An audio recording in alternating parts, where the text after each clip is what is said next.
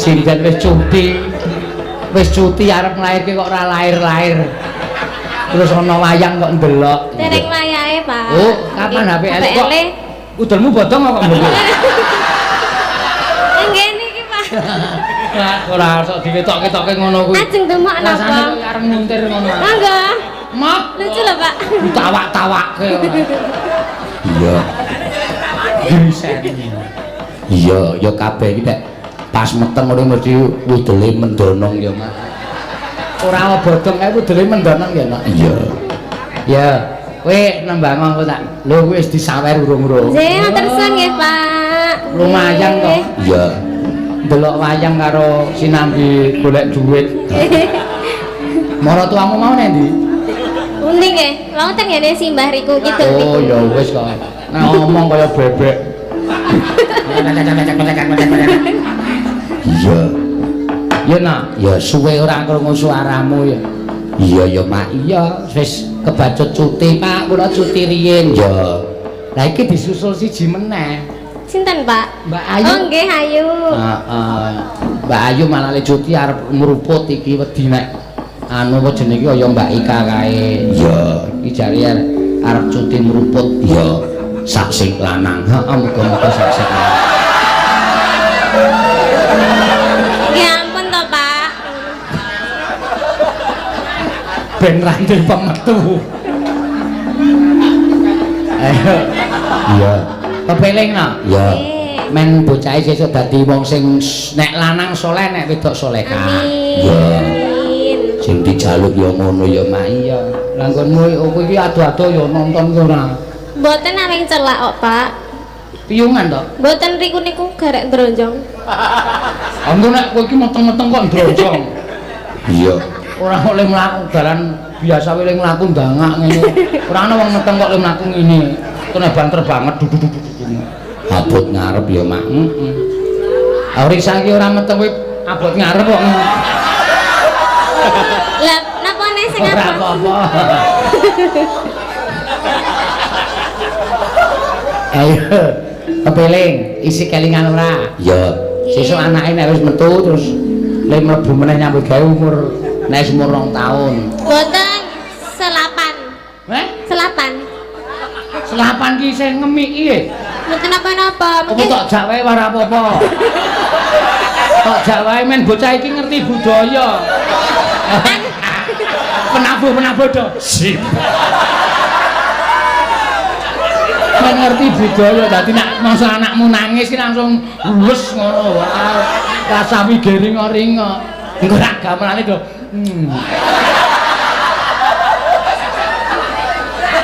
terus kula pinggir iki nggih, Pak. Oh iso. Ora entuk ado-ado saka aku.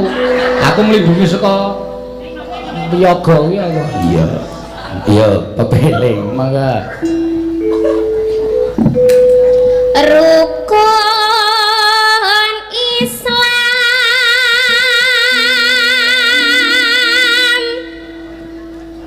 kang lima puniki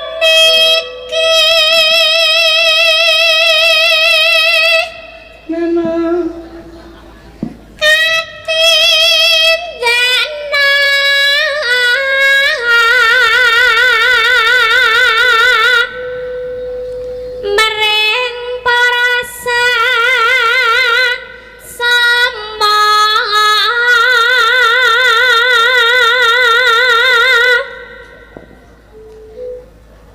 aja padha ditinggalke.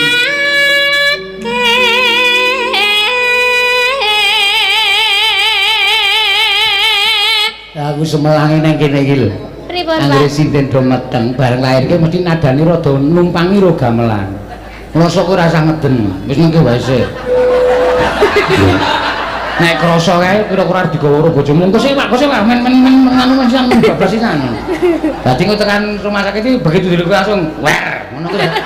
Nek nganggo ngeden kuwi pita suaramu iso rusak. Ngono kuwi nek nembang terus elek suarane. Oh iya. Nengke wae. Nanti bocahe golek dalan dhewe kae. ini sak metune nggih, Pak. Mangga. Rukun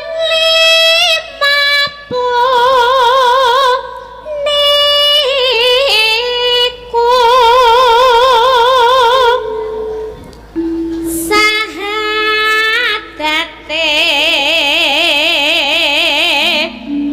kang angka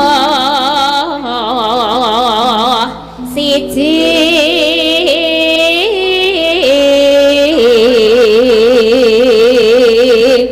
Kang angka loro salat aja lali lho engko gendhinge muni kowe lali nek meteng joget ya dene kang telu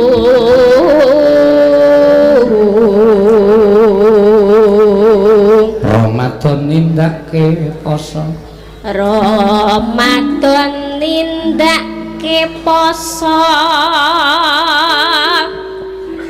kapatiakat ping 5 ibadah haji rukun Islam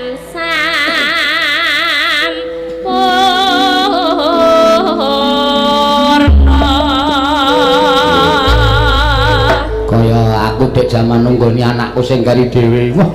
Pripun, Pak? Wong arep nglairke ki jan mesake ya. Iya, bojoku wis nganti mringet kaya sambane. Waduh. Oh, aku malu bingung. Kuwi aku kon ngopo? Terus karo mbokku aku wis kono ning jaba wae, cerewet wae. Terus aku ning jaba ngerti-ngerti swara mak. Glombyang glombrang glompang-plong glong klinting. Tak tilek iki anakku lahir. Aku dadak muni grumbyang-grumbyang bojoku mancal suster. Sustere mundur lemari-lemarine ambruk, sustere tiba nggawa dek kricik klinting. Terakhir. Terus dikekke aku anake. Sing wedok kae, tak gendong langsung tak adani nggon kuping. Waduh, bobote gedhe niki, Pak. Nggih. Pinten, Pak? Kira 3 kilo pira ngono kae terus sustere ini kudu dijahit. Aku terus trakap ngono. Nggih monggo ning dikula dingengehi.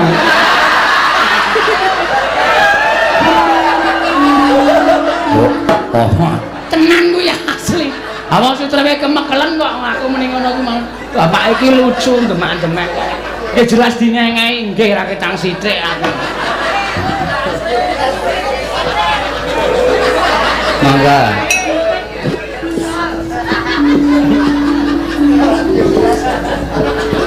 Ayo bukane kamu meneng bae malam-malam. Cuti kowe sesuk. Tak kuntak yo.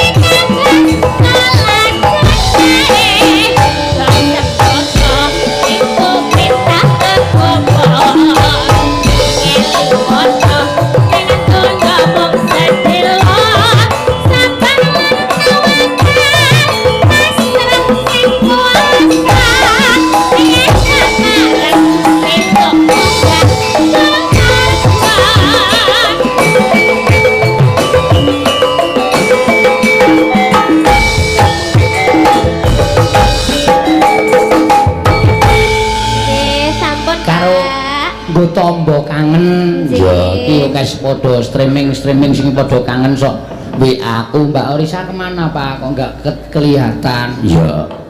Mbak Orisa baru hamil. Oh iya ya Mak. Tunggu saja. Besok kalau sudah lahir tentu akan pentas lagi. Ya. Ora apa-apanya. Cik. Paringi duit. Suwe ora tak paringi to kowe. Ya nuwun nggih Pak Salim, Pak. Heeh. Nggih, jan. Lho sing demenake ya ngene iki. Ya. Salim marang tak edit kok. Niki nggih tumbas popok, Pak. Oh iya. Oh pira to kuwi pisan? Pinten? Niki to? Oh aku pira kuwi? Dite napa bayine? Bayi anak metengmu kuwi. Meteng to. 8 sasi, Pak. 8 sasi. Oh ya kon sregep june. Sregep. Oh nggih. Pun sregep kok, Pak. Ya syukur. Nyantungane nggih, Pak. Ora iso tak ketarani kowe sesuk anggere anakmu sok aku nilai anakmu. Kene iki ra ono rambute. Berarti bojomu sregep. Nek kene iki rambute ketel bojomu keset. Mergane mesti sok diketaki lho bojomu tuk. Iki asli kok, iki ora sarur kesehatan no. Pancen lho sapa wae iso nek meteng anggere muni ngancik 8 sasi, priksake dokter utawa bidane mesti ayo bapake ora keset. Kuwi yakin. Yo. Aku mbiyen yo ngono anak pertama iki ayo bapake ora keset. Lho kula adus terus lho Bu aku. Radong aku no, aku kan cah culun to. Culun. Aku kan cah lugu, aku kan lha kok ngono kuwi ora ngerti ya. Iya. Wis kono gek tengok kene. Nyantungane nggih, Pak. Ora wengi-wengi len anu ke Bali. Iya. Terus suwun nggih, Pak. Wis. Iya. Anake wis iki anak keloro. Sing siji anak gedhe ora jamak-jamak. Iya. Dan lingkup kono, sesuk aku ora mbayangke Orisa we meteng semono iki gedhe banget awake. Iso, ayo iso. Nek lunga ora dadak nyewake tosa. Sing lanang ning ngarep sing dhewe nang Pak tukake kae, Pak.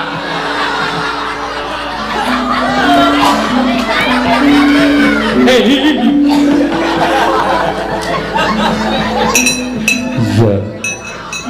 Yen iso ya Mak. Lho, tenan lho asli nek wong wedok modele lemu, mesti nek meteng lemu no. Ya, nek wong wedok kebacut kuru, metenge ya kuru. Terus kaya wong meteng mesti mundhak, tambah berat badannya mesti bertambah. Oh, ngono ya. Iya. Ora bakal kae sesuk ayu kae wis aja nek ndi-ndi lho, Guys. Sesuk nek ora ana ondrok sing sukup, kuwi spray kae tok bolong tengah. Dinggo ndas bleng ngono. Nutupi apa?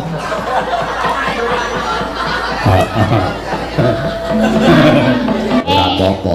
Men Jombang mboten Blitar. Dalange dalan saka Blitar lho. Oh, iya, leres. Iya. Wis ora apa-apa ben berkembang men. Beterbang. Umrono mene men payu dhewe. Terbangi pondoke saya apa piye? Ya urung tukul nek kowe. Randu. Durung tukul. Kapan Pak tukule, Pak? Ayo isih suwe kok. Tukula ya isih sithik dadi nek mau iki. Ya. Ki neng sing nyuwun. Apa niki? Sesideman. Oh, Sesideman. Oke. Ayo wong blasteran ngene. Oke. Aku ning ngerti bahasa-bahasa iki saka Elisa kuwi lho.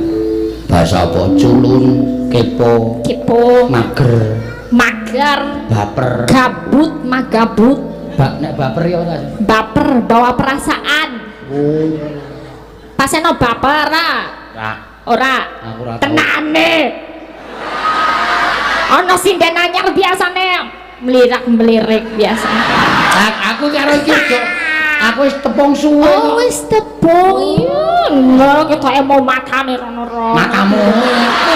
Roh aku pedake. Aku wis tepung suwe karo Mbak Lian wis tepung suwe. Sadurunge kowe takon nyinden, kowe viral tak gawe viral kuwi aku wis tepung karo Mbak Lian karo Mbak Iin wis tepung. Mbak Iin iki biyen sadurunge nyinden bakul duren. Oh, Mbak Iin bakul duren. Mbak Lian bakul apa? Engko aku ora ngerti aku. Mbak bakul apa? TP. Aku temu Pak. Oh, Mas Gowong kru kamera pinus ngger podang kuning. Wah, oke iki sing nyuwun. Ya ora apa-apa. Ning iki sing nyuwun akeh wis tak keke Orisa mau dadi. Oh, ora apa-apa. Dan kok anake ya ponakanku kowe. Waduh.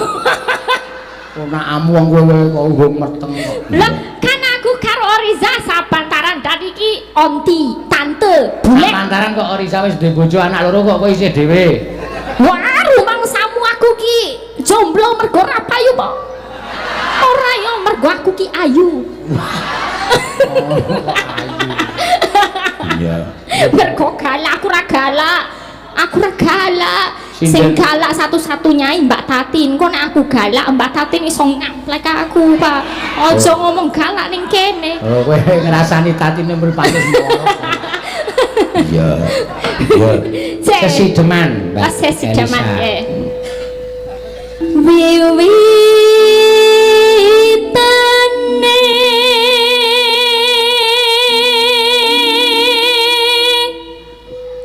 andere sang peke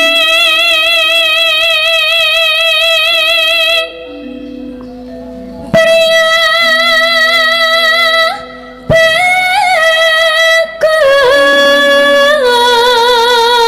bagus kang ngolah budaya Asine nganggo sinden-sinden liyane WL ki ora saka aku. sinden Heeh. sapa Ki saka seko sapa kesepakatane kanca-kanca pengerawit. Wizogo Wizogo Wizogo. oh sing pengen Wizogo ben Mm-mm. cuci mata nih Nah, biarkan iki men iso do. Sawangane iki men beda. sawangane ben beda ya ora apa-apa Iya, terutama sing bonang. sing bonang ternyata Mas kowe iki bojomu meteng lho Meteng kok meteng. ya eling ya bantal dawa kuaturi eling Bantal dawa.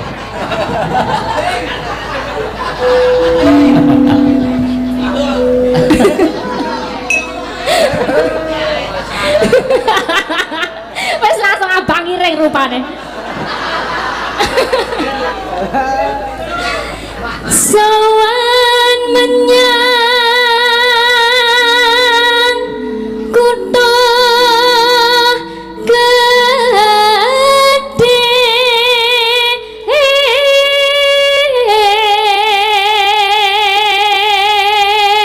Ya ibaratnya kaya wong mangan ki nek ming jangan terong terus ya ora enak, jangan bening terus ya ora enak. Kalau ya dinai jangan bobor. jangan bobor lah wiyagane kok ora ganti Sesuk kuwi wewenangku wis. Pokoke akhir 2019 ki do neng omah ana layang tiba apa ora. medeni iki ngene apa kuwi layange Pokoke sementara kowe cuti. medeni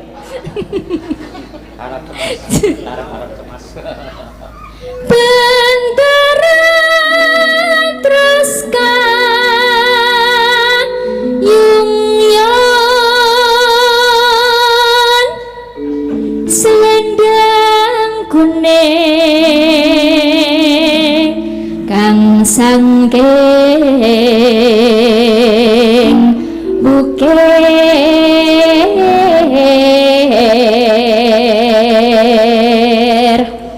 Paseda wis tau dolan rene durung Pinus kono? Iya. Oh sudah. denane Wis kono kuwi ana tempat foto, ana ayo nggon kabeh ya ana tempat foto jeneng tempat wisata ya nggo foto Lah aku tak omong sik kok banget mau. iya Gon sing ngene iki lho kaya I love you ngene iki. oh I love you Jantungnya terus adi ning tengahe kae terus. I love you artinya apa sok ngerti selfie, Den he? I love you ki artinya apa Aku ora ndek duwe. oh I love you aku happy kamu jarene Happy kok. happy senang Oh, beda happy ya. iya macam-macam Pak iki nek foto ning kono ya murah lho, bayare 3.000. Mau njaluk to Mas sing kameramen e. Kru foto. Ya kru foto, kuwi nek foto adek dhewe rasa nggawa HP, rasa nggawa kamera, wis difotoke 3.000. 3.000 tok telo. Ya 3.000. 3.000. Iya. Seru ning kene murah meriah ya. Ana bandolan barang. Apa? Bandolan. Bandolan, nek bandu ki sing dikuning rambut kae bandu.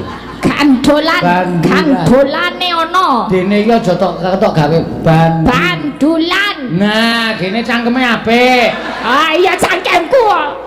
Kudu apik. Marai mangkel nek ngomong. Bandolan. Suara kurang permana ning wasis muro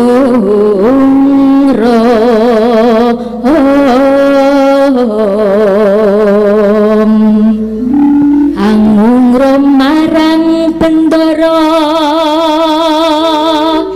tiah sulestyo pijer ngincangake alis terus tresno sasideman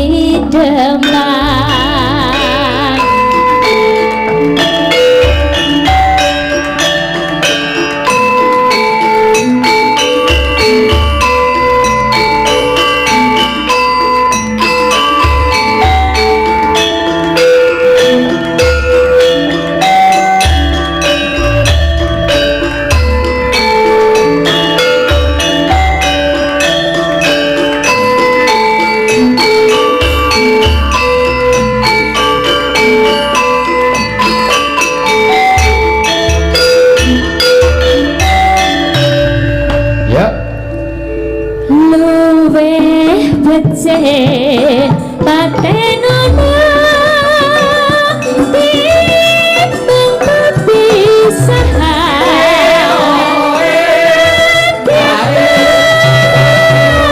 selesai bareng wangi saputono lawang kula warga bulan praputra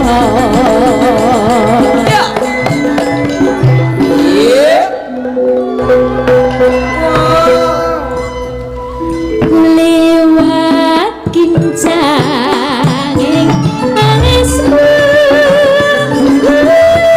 wasahang